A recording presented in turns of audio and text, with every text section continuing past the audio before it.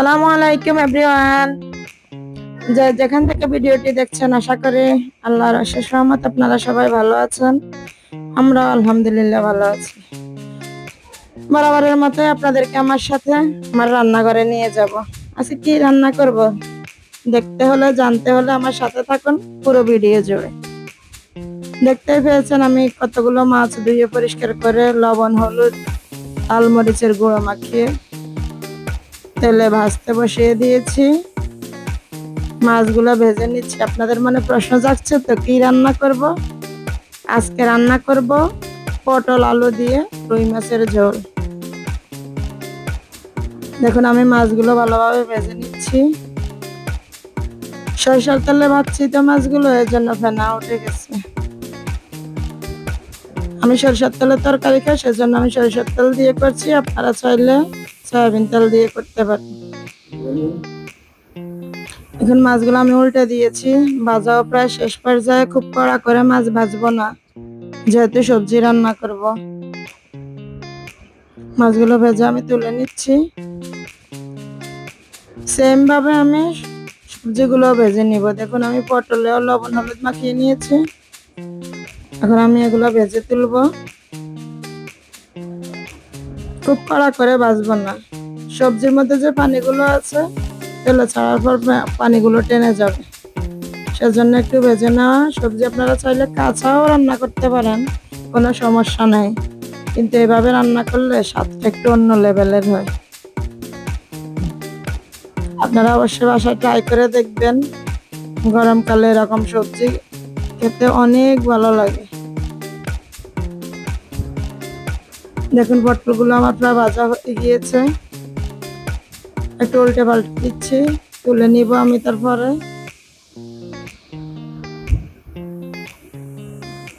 অনেকগুলো সবজি রান্না করছি, কারণ আমার বাসায় মেহমান আছে, আমরা মানুষ বেশি, সেজন্য আমরা একটু বেশি করে সবজি রান্না করছি। সেম প্রসেসে আমি আলুগুলো ভেজে তুলবো। এখন আলুগুলো দিয়ে দিলাম। আলুগুলো ভাজা হয়ে গেলে আমি মাছগুলো ভুনা করে তারপরে সবজিগুলো সাথে অ্যাড করবো। এরকম ভাবে সবজি রান্না করলে যারা সবজি না খায় তারাও খাবে। আপনারা অবশ্যই বাসায় ট্রাই করে দেখবেন। ভিডিওটি যদি আপনাদের ভালো লাগে থাকে চ্যানেলটি সাবস্ক্রাইব করবেন।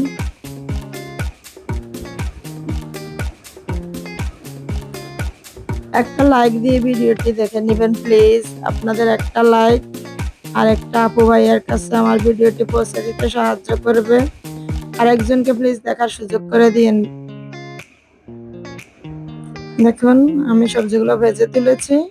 এখন পেঁয়াজগুলো হালকা ব্রাউন করে নিয়েছি। তারপরে দিয়ে দিলাম আমি আদা রসুনের পেস্ট, দিয়ে দিলাম হলুদের গুঁড়া, দিয়ে দিলাম লাল মরিচের গুঁড়া,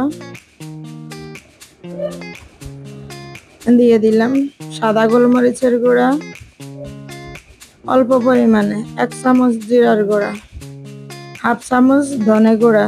ধনিয়াটা দিলে হয় কি তরকারি স্বাদটা একটু অন্যরকম হয়, যেহেতু এখানে বড় মাছ রান্না করছি। ছোট মাছে ধনিয়া দেওয়ার কোনো প্রয়োজন নেই, বড় মাছে ধনিয়া দিলে স্মেলটা একটু ভালো হয়, খেতেও মজা লাগে। এখন আমি অল্প একটু পানি দিয়ে মশলাগুলো ভালোভাবে কষিয়ে নিচ্ছি। এর সাথে আমি অ্যাড করব পাকা টমেটো। এখন টমেটোর সিজন, যেহেতু টমেটো মাছের সাথে আলুর সাথে না দিলে সবজিটা আসলে অপূর্ণতা থেকে যায়। সবজি রান্না করতে টমেটো দিলে খুবই ভালো হয়, তরকারিতে আমার কাছে মনে হয় যেটা পূর্ণতা পায়। দেখুন তেল উঠে এসেছে। এখন আমি ভাজা মাছগুলো দিয়ে দিলাম এর সাথে, দিয়ে মশলার সাথে একটু ভালোভাবে নেড়েচেড়ে মিশিয়ে নিব। এরপরে দিয়ে দিলাম 1 কাপ পরিমাণ পানি, যেহেতু মাছগুলো ভাজা, জন্য আমি মাছগুলো এভাবে কষিয়ে নিব। তারপর মাছগুলো আমি উঠিয়ে নিব। জাল আমি আমার স্বাদ অনুযায়ী দিয়েছি, যেহেতু আমার ঘরে বাচ্চারা আছে, জাল একটু কম দিতে হয়। আমি এখানে 3টা কাঁচামরিচ দিয়েছি। আপনারা চাইলে ঝাল বাড়ানোর জন্য কাঁচামরিচ বেশি করে দিতে পারেন। জাল আপনাদের যা যা স্বাদ অনুযায়ী দিবেন। ইচ্ছা অনুযায়ী দিবেন, যে যে রকম খেতে চান। মাছগুলো আমার কষানো হয়ে গিয়েছে, এখন আমি মাছগুলো তুলে নিলাম। এখন দেখুন আমি আলুগুলো আগে দিয়ে দিয়েছি, যে ভেজে রেখেছিলাম আলু আগে দিয়ে দিয়েছি, তারপরে দিলাম আমি ভেজে রাখা পটল। এগুলো একসাথে মিশিয়ে একটু ঢেকে দিলাম। ভালোভাবে কষানো হয়ে গেলে আমি এখানে গরম পানি দিয়ে দিলাম। গরম পানি সবজিতে দিলে হয় কি, তরকারির স্বাদটা একটু অন্যরকম হয়, খেতে আসলে অনেক ভালো লাগে। আপনারা রান্না করে দেখবেন, বিশ্বাস না হলে। তরকারিটা আমার প্রায় হয়ে এসেছে, মাছগুলো আমি মিলিয়ে নিয়েছি। আমি একটু টেস্ট করে দেখবো আলু সিদ্ধ হয়েছে কিনা। দেখুন আমার সবজি মাছ সব একসাথে সিদ্ধ হয়ে গিয়েছে। এখন আমি ধনেপাতা দিয়ে নামিয়ে নিচ্ছি। দেখুন তরকারিটা কি লোভনীয় হয়েছে।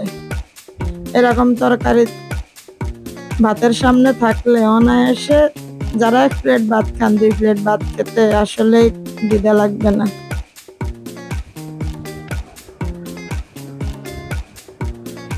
দেখুন কি লোভনীয় হয়েছে। সবাই ভালো থাকবেন, সুস্থ থাকবেন। আল্লাহ হাফেজ। আসসালামু আলাইকুম।